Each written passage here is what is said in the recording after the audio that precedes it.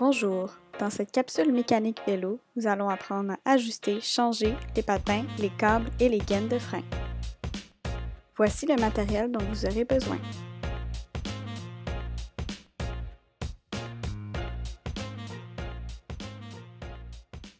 Installez votre vélo à l'envers au sol ou sur un support à vélo. Vérifiez d'abord l'état de vos freins. Ils devraient s'actionner rapidement lorsque vous appuyez sur les manettes. Vérifiez ensuite l'état des patins de frein. Pour ce faire, desserrez les freins. Dévissez les patins à l'aide de la clé Allen.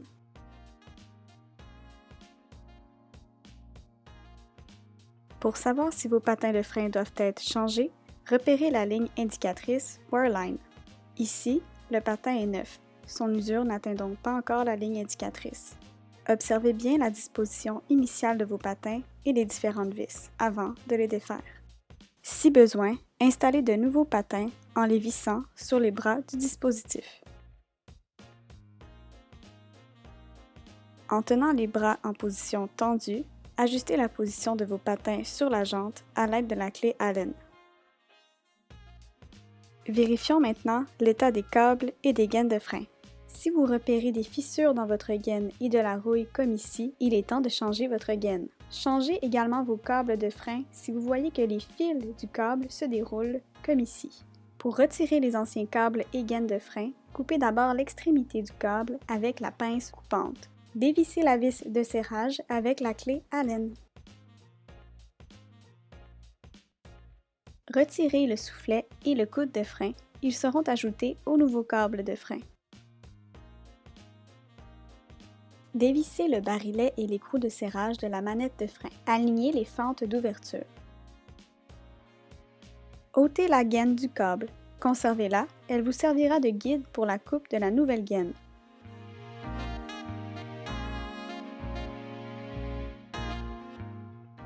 Vous pouvez à présent retirer le câble de la manette comme ceci. Installez le nouveau câble de frein. Positionnez le câble dans la manette et vissez légèrement l'écrou et le barillet.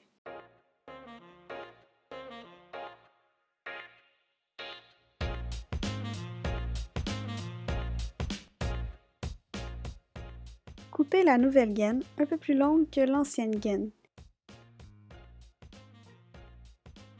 À présent, créez une ouverture aux extrémités de la gaine en vous aidant de votre vieux câble ou de la pointe d'un tournevis. Ajoutez un peu de graisse à chaque extrémité de la gaine. Ajoutez un embout de gaine aux deux extrémités de la gaine. Passez le côté libre du câble de frein dans la nouvelle gaine et ajoutez de la graisse ou du lubrifiant sur le câble. Faites remonter la gaine jusqu'à la manette de frein, puis vissez le barillet et l'écrou.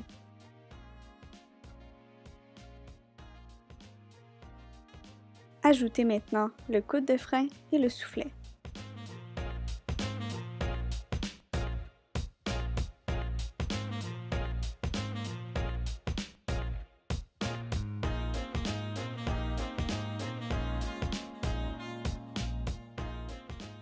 Insérez le bras dans le levier de frein. Tendez le câble en l'ajustant selon la fermeture des bras de levier. Laissez 4 à 5 mm entre le patin de frein et la jante. Avec la clé Allen, serrez ensuite le câble avec la vis de serrage. Coupez le câble en laissant une distance de 3 doigts.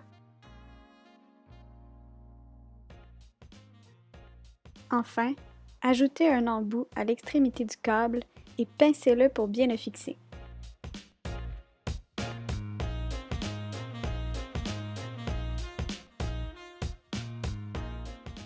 C'est l'heure de procéder aux derniers ajustements. Assurez-vous d'avoir un espace minimum de 2 doigts entre la manette de frein et la poignée du guidon. Pour cela, dévissez le barillet et l'écrou de la manette.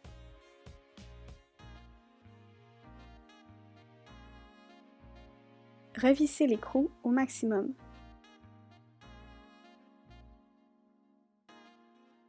Si cela n'est pas suffisant, tendez davantage le câble de frein des V-Brake. Les patins devraient frotter légèrement sur la jante et revissez légèrement le barillet de la manette pour ouvrir les patins de frein. Vous devriez maintenant avoir le bon ajustement.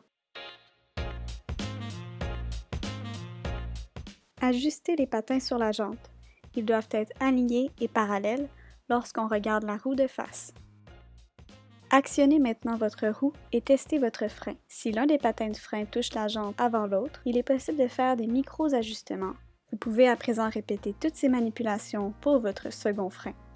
Voilà, bonne route!